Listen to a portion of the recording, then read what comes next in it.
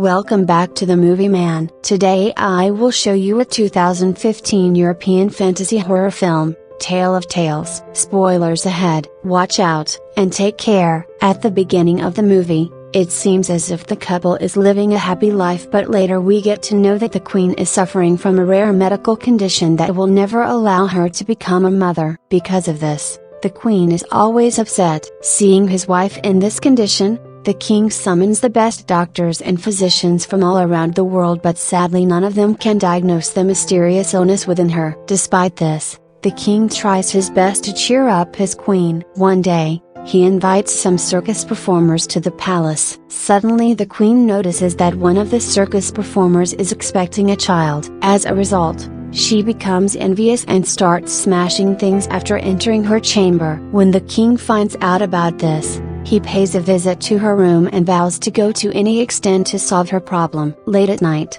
a strange necromancer arrives at the castle claiming that he can solve the queen's pregnancy problem. Hearing this, the king reminds him that many people have tried in the past and failed. However, the necromancer is adamant that the queen can bear a baby, but it depends on how far the king is willing to go for his queen. The king responds to the last extent. The necromancer reveals that he has years of experience and knows a lot about nature. Furthermore, he says that nature must always be in balance and that if the king desires a life, he must also sacrifice one. Despite his weird claims, the king and queen give him their full support. After this, the necromancer begins describing the process. The king will have to capture a sea monster whose heart will be used to cure the queen's illness, and then a pure and unmarried lady will prepare it, which will be eaten by the queen. In this way, the necromancer assures that the queen will become pregnant. Hearing this, the king immediately agrees to hunt down the sea monster and begins the preparations. The following day, the king sets out on his mission. He finds the creature in one of the rivers. When the monster is sleeping, the king walks into the ocean to attack it. He's eventually successful in slaying the beast but gets critically injured in the struggle. Soon he succumbs to his injuries, but before he does, he removes the creature's heart. The queen then returns to the castle covering the heart with a cloth. Later a maid at the castle is found to be unmarried and pure. As a result, she's tasked with preparing the heart. While cooking, she experiences strange sensations and suddenly becomes pregnant. Soon the queen consumes the heart and finally, she becomes pregnant. In the next scene, the maid and the queen give birth to their children. At the same time, the boys look to be the same age. The queen's son is named Elias, whereas the maid's son is named Jonah. The movie then fast forwards to 16 years, where the children have now become adults. The queen is living a happy life with her son Elias, as she thinks that she's been given a second chance at life. However, the two children who were born on the same day and look like twins are not typical children. The sea monster is represented by the white tone of their hair. They have a strong friendship and are extremely close to each other. The queen on the other hand despises their friendship. She informs her son that as a prince, he's not permitted to be friends with the maid's son Jonah. Despite this, Elias ignores his mother and continues to meet with Jonah. Later, we get to know that the kids can breathe underwater in a unique way. In the next scene, the queen threatens her maid that if she doesn't prevent her son from meeting Elias, she and her kid will be expelled from the country. Nonetheless, the two seem unconcerned and meet regularly. They cross the line one day, and when Jonah wears Elias's clothing and goes to the queen, when she discovers the truth, she chooses to exile Jonah from the kingdom. Elias attempts to stop him but fails. Jonah then cuts off a tree with his knife and water starts to flow from there. He tells Elias that as long as the water is clean, he should know that he's alive, and as soon as it becomes red he should understand that Jonah's life is in danger. After saying that, he walks away. Elias checks the water regularly to see if it has turned red. One day the water turns red and he realizes that something is wrong. To find Jonah, he leaves the kingdom without notifying his mother. After a long search, Elias finally reaches Jonah's house. He discovers that Jonah has married a young woman. The people there identify him as Jonah since they share the same facial features. Then he learns that Jonah had gone to the forest 5 days ago and has not returned. Elias then goes out in search of Jonah, while the queen grows more concerned about him. Left with no options, She approaches the necromancer again, but he asks the same thing, that if she wants her kid to return she must make a life sacrifice. The queen immediately accepts this proposal. Elsewhere, Jonah is seen injured inside a cave. A flying creature then strikes and attempts to kill him. After hearing him scream, Elias locates Jonah and terminates the creature with his sword. However, Elias is unaware that the creature is none other than his mother, but that's what was agreed upon, life for life. In the final scene of the first narrative,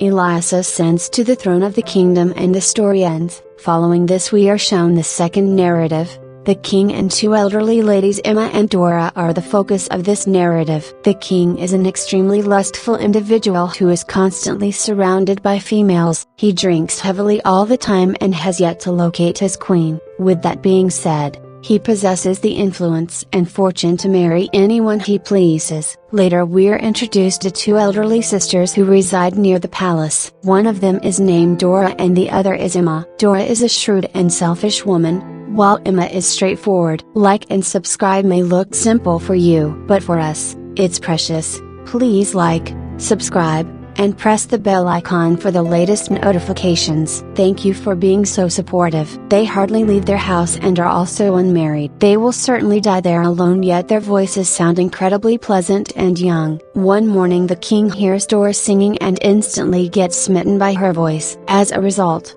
he decides to meet her. Soon the king approaches their door to get a glance of the woman. In his head, he thinks that Dora is young and beautiful. When he knocks on the door, the sisters start panicking as they believe the king will get angry if he finds out about their appearance. After thinking for a while they finally make a plan and Dora requests the king to come back after a week so that she will be more comfortable. In the next scene, the sisters strive very hard to make their fingers look young and beautiful. Dora covers her fingers with herbs but they still look like those of an elderly person. On the other hand, Emma had put her finger in her mouth for many days and as a result, it's looking quite good and young. Today a week has passed and it is the day for the king's visit. When the king arrives there, Dora shows Emma's finger instead of her own. Now the king is not able to hold his emotions and believes that he has found the love of his life. However, the sisters become more worried because if the king finds out about their truth he will most likely terminate them. After a lot of thinking,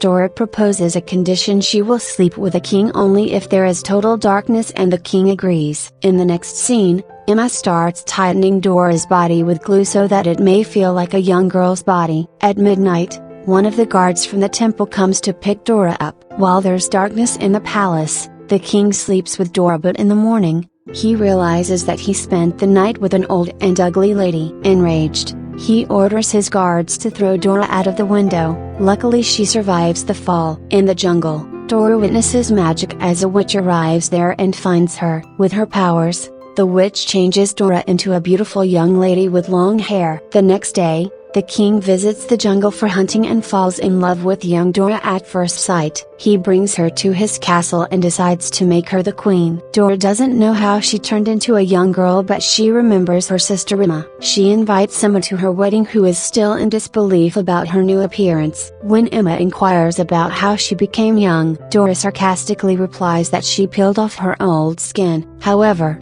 Emma considers it to be true and visits an ironsmith to peel her old skin in exchange for a necklace. The ironsmith appears to be more stupid than Emma. He takes her to the jungle, ties her against a tree, and removes all her skin. In the next scene, Emma returns to the castle in a fragile state and she passes away soon. Elsewhere, the magic that turned the Dora into a young girl doesn't last long. She starts to grow old as her skin begins to fold. When she realizes that she's turning old, she runs away from the castle. The narrative ends on a sad note as Dora transforms into her older self completely. Following this, we're shown the third narrative, which is also about a king. The king is weird as his queen passed away long ago. He has an unmarried daughter named Violet whom he has never truly loved. One day, the king sees a parasite insect on his hand which is sucking on his blood. Instead of swatting it away, the strange king just lets it feed on himself. Later, he keeps the parasite in a glass box and allows it to feed on his blood every day. As time passes, the insect becomes huge. On the other hand, Violet, who has grown to be a beautiful young woman, always dreams of a prince. However, the irresponsible king cares less about her as he is always busy with his parasite pet. Unfortunately, one day the parasite becomes ill and dies. This devastates the king, so he peels its skin off and tells his daughter that the time has come to find a husband for her. He says that he's going to arrange a competition and the one who wins will get to marry her. On hearing this, Violet becomes happy but also a little upset as she wants to find a husband on her own. Despite this, she agrees to the king's decision. Soon announcements about the competition are made throughout the kingdom. The king displays the parasite's skin in his palace and announces that whoever can guess the name of the insect will win. Many people try but no one can answer correctly because that insect has never grown that big and old. Just then a weird looking ogre appears in the palace. He also wants to participate in the competition and the king hesitantly allows him. The ogre then smells the skin and guesses the correct answer. Upon hearing this, a devastated Violet runs away to the roof and attempts to terminate herself. However, the king calms her down by saying that he cannot break his promise. Left with no other choice, Violet finally agrees. In the next scene, the ogre takes Violet far into the mountains where she cries for many days. One day when he goes out hunting, she sees another lady on a nearby mountain. She begs for help and explains the whole scenario to her. The lady also sympathizes with her and promises to come for help. The next day, the lady along with her family arrives there to rescue Violet. While they're crossing over, the ogre arrives. They successfully manage to cut the rope and he falls. Sometime later the ogre finds the family and eliminates them one by one. He then chases Violet into a cave and begins hugging her. Violet also pretends to care, but the moment he's distracted she finishes him off with a knife. In the next scene, Violet returns to the palace with the ogre's severed head and places it next to everyone. She then says, "This is the husband you chose," and starts crying. The king is also devastated by the sight and falls to his knees. In the final scene, Violet becomes the queen of the kingdom.